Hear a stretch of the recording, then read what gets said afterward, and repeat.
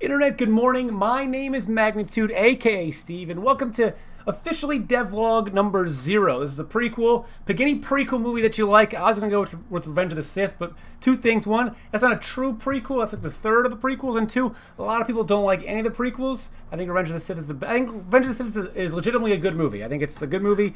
I think Attack of the Clones is terrible. I think Phantom Menace has Darth Maul, so that's alright. But other than that, But Revenge of the Sith, solid. But also, I realized I never really explained how the game plays at this moment in the development stage. I say that for two reasons. One, this is the third time that I've changed the trajectory of this game. It started out as a tower defense game. I still plan on doing a tower defense game, but right now, animation for constant motion did not look good, so I wanted to kind of circumvent that.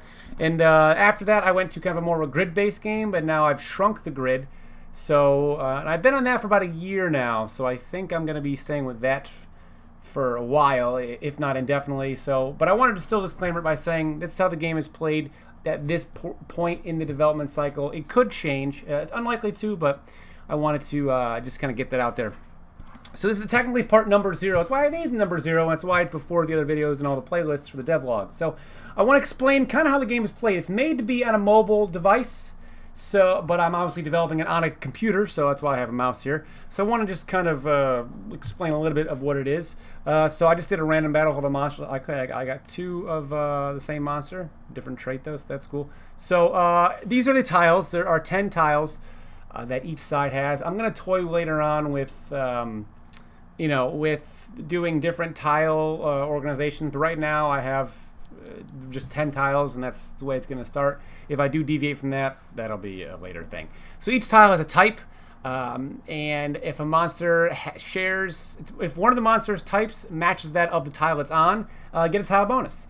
This guy here, this Platatrode, he is on a magic type tile, or no, he's on a shadow type tile. That's why his sprite looks like this. If he was off of it, it would look normal. So the tiles also do things graphically. Like every now and then you see the poison type tile here have a, it'll emit some poison. The electric type tile has a little electric orb. The water type tile, actually we'll put a monster that is water type in the water type tile, and you can see it's got some watery properties there. And then it gets this thing in the background to say that, hey, I have a tile bonus, so that's cool. Every monster also has a trait. A trait is kind of like they're kind of like natures in Pokemon. I guess I'll use that because this is probably mostly a Pokemon audience. It changes the accuracy and attack power of attacks of other monsters based on how far away it is, based on the trait. So we'll move this guy to, we'll put him over here, and you see how it updated to, he's closer to this guy, so he's going to do more damage to that guy. There. If we put him instead, we'll put him right here. You see it's going to update and change. So different monsters are different traits, and you can select different monsters here to get exactly what the enemies got. So because this guy has a trait that's good for faraway monsters, him being really far away just makes him more powerful. So I'll go ahead and just gonna put some monsters down. I know this trait specifically, really good monsters close up, and then we'll go Orosaur. We'll put him in, we'll put him here because I want to explain what blocking and stuff is. So now this sprite appeared. We'll let these monsters go. Abilities might activate and all that, so we'll let the abilities activate. Okay, he went for an attack that gave him HP, which then he healed his own HP. So obviously the AI isn't all that great yet, but we'll get there. Reason why this guy lost HP was because he has an ability called Draconic Boon. You can see it all right there, and those are its stats right there. So let's go with this guy. He's the first to go. So a couple actions: you can attack, you can move, you can charge. But let me explain what these blocking things are here. So this sprite here means he has a blocker, and this sprite here means he is blocking a monster. When a monster attacks that has a blocker, it takes reduced damage. That is that stat with the shield there. If I bring them, actually I can do it right there. Yeah, so that's that stat there. So he takes 3%. He gets 3% extra off the damage that you normally take from being blocked. Normally the blocking damage is based on the attack, but most attacks generally have a 25% blocking damage. So if the attack would do 100 damage to this guy, then it would do 25 damage to this guy, and then that takes into effect its block rate, its block percentage to take a little bit more off of that. So that's where that came into play there. Then it also takes in type, it's all that stuff too. So it could really do not that much damage. So this is his turn. We'll attack. These are the 3 random attacks he was given. So each attack has a range, and you can update that range by holding down and dragging. So we can drag it to give him different range. So we'll go ahead and we'll drag it here, and at there we'll go ahead and use the attack Water Grenade, and it's going to do damage. It's going to take that guy out, which is sweet.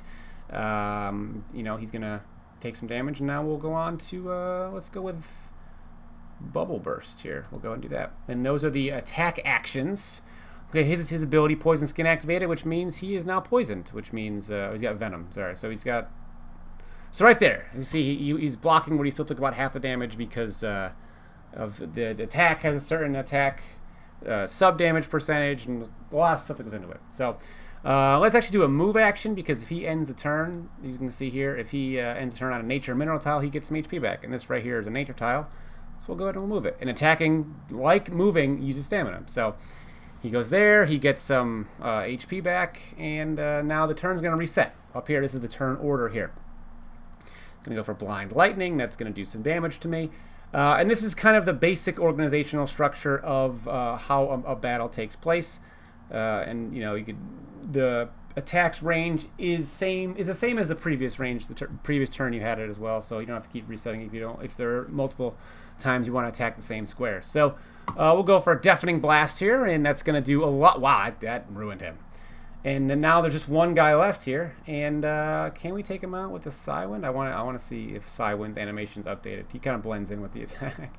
It does. Okay, so that's how that goes. So you're gonna see at the end of the screen. This is if sometimes some enemies could have items here. Oh, see, look at that. We're learning as we go. I got to make this in front of this, so that's what I have to do. So that I know now. You know, it's something I got to do, and I can only do it. This obviously is supposed to be in front of this thing here, but right now it's not. That's a problem. But you can get some items if you win, and you know, sometimes if enemies have nodes, these things are called nodes. They're like equipments, and you can win those from battles too. So that's kind of the main structure. Each elemental tile has something that it does special, whether it's graphically. I'm still getting into more of that. If I want to have more with the tiles, if they want to do, you know, if you have a certain type monster on like a poison tile, if it does a certain thing, I'm not sure yet. But if this was confusing, I apologize. It's hard to explain something that I've spent the last year involved with specifically to somebody who has never used it once, because it's hard for me to really separate myself from, you know, from this. So it's hard to get myself in the mindset of this person has no idea and no information about it. I have to explain to them as though they know nothing about it, because then I get confused on what's actually worth talking about. And it's like use the arrows. Like these arrows have, you know, this is like a battle log of all the events that have happened that I didn't even get into, and you can kind of sort it by the monster as well. So, you know, there's a lot that goes into. There's a lot of stuff there, but that's kind of how a basic battle works. If you guys have any questions, please let me know. If you have any comments, let me know. This has been just kind of a simple battle structure on how this game is played. I guess with that, I will see each and one of you guys next time. Good night.